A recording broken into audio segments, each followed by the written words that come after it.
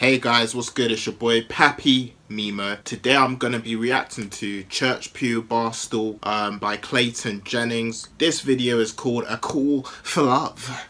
Now, I don't know what kind of love this is, whether this is romantic couples love or another type of love, we don't know. So let's get into it without further ado. Lego.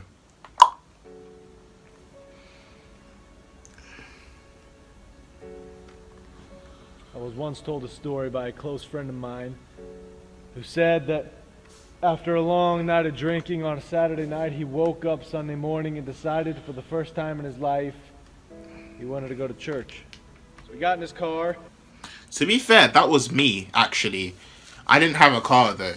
But like, I was thinking, I'm just like, on this Sunday evening, do I go to church? Like, there was this big anxiety over me while making my way there. Like, I was like, church? Changing my ways? Church? But then, I'm really happy I made that decision. He drove, found the closest church he could, and walked into the back door of the service and sat down in the church pew. He said he didn't know what to expect that day, but he felt like he would at least leave there feeling like a better person, feeling a little bit of joy, feeling a little bit of love. Instead, he left there downtrodden. Instead, he left there crushed because of the judgmental looks and attitudes that came his way that day. He said, you know what, man, I think they smelled the alcohol on me. And I don't think they like that. He told me that no matter what happens to him in this life, no matter where he goes or what he does, he will never go and sit on a church pew again. Because you know what? He felt more loved, he felt more accepted, and he felt more joy on a bar stool than he did in a church pew. You see, a lot of people who sit in these church... I completely understand what you're saying. A lot of the time, when people do go to church, they will feel judged. And really and truly, as humans, it's not our place to judge others. You know what I mean? Like, everyone's got to come from somewhere, innit? Do you know what I'm saying?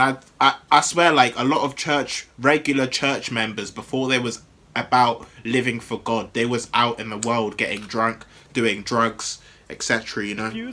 Haven't taken the time to open up the Bible that they beat over top of other people's heads. Because if they did open up that Bible, they would see a Jesus Christ that lived completely different than they do now.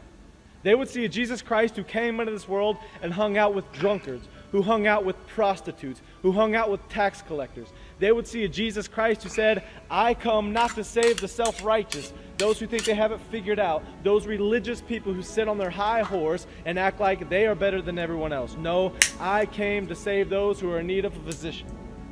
I came to save sinners because I love sinners. We are supposed to mirror Jesus Christ as followers of him. And in doing so, we are supposed to show love to the rest of the world. Jesus Christ said, they will know you by your love. He didn't say they'll know you by your judgmental looks, by your judgmental attitudes, by this thought process that you are enlightened and they aren't. They will not know you by your hatred. They will not know you by your condescending looks towards them or the Bible beating over their heads. He never said any of that stuff. He said they will know you by your love. Where's the love? You see, our generation... This convicts me a bit because I feel like I haven't been showing enough love to like my fellow man.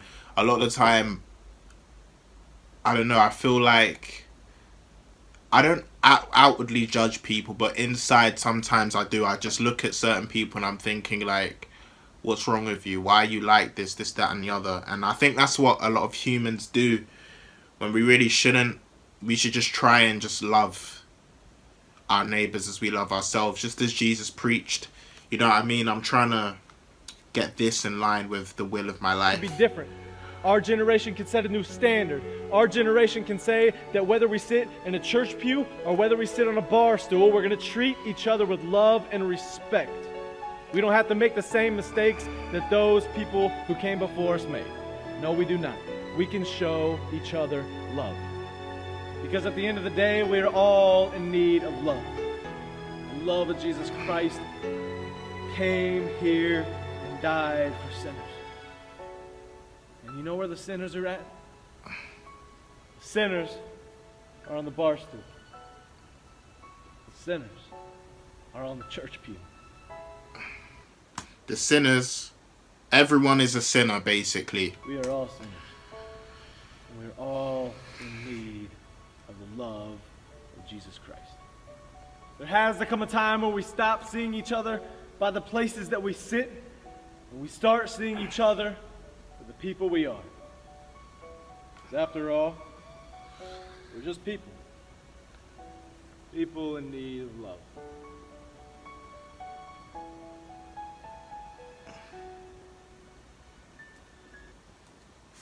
This is mad. Really like this video. Really calm and collected message. Yeah, we do need to show each other more love. I'd say I've learned that I definitely need to like start showing more people love. You know what I mean? Like, because it's what the Messiah taught. It's what the Son of God taught us. Like, we are to love our neighbors as we love ourselves. And it's hard.